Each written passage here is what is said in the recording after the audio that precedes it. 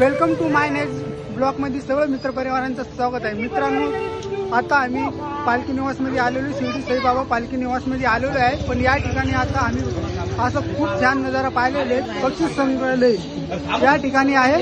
या ठिकाणी एकदम खूप अशी छान प्रकारांची आहे। चला आता मित्रांनो, पक्षी संग्रहालयामध्ये काही तुम्हाला सगळं काही दाखवू शकत नाही, कसं काय या ठिकाणी सांगितलं दादांनी काय या ठिकाणी काम वगैरे चालू आहे, त्याच्यामुळे काही दाखवू शकत नाही।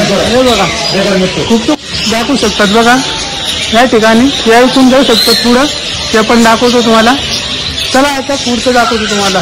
लई असं छान, तुम्ही जर म्हणलं तर लई छान असं प्रकारांची या ठिकाणी आहे। बघायचं निसर्ग खूप छान आहे। हे बघा मित्रांनो, इथं काय पब्लिक वगैरे नाही, कशामुळे ते या ठिकाणी बंद आहे, सगळं दाखवायचं काम वगैरे चालू आहे। पाहू शकतात तुम्ही।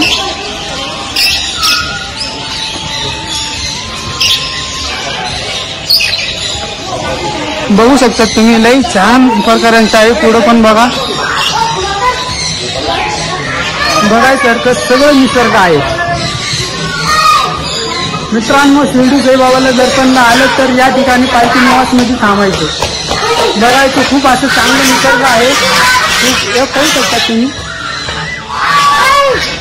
बघू शकतात मित्रांनो, किती असं छान प्रकारांचं निसर्ग आहे। चला पुढं, हे पक्षी वगैरे बघा। हो माय गॉड, बघा मित्रांनो, बघा बघा, बघू शकता।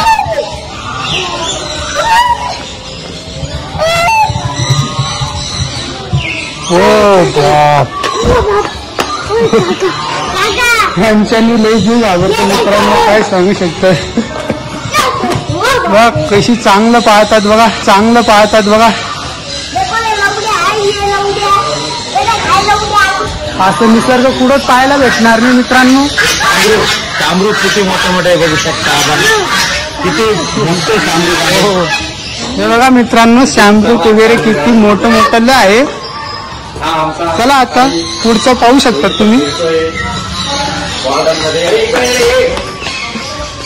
बघा या ठिकाणी पोपट वगैरे आहे,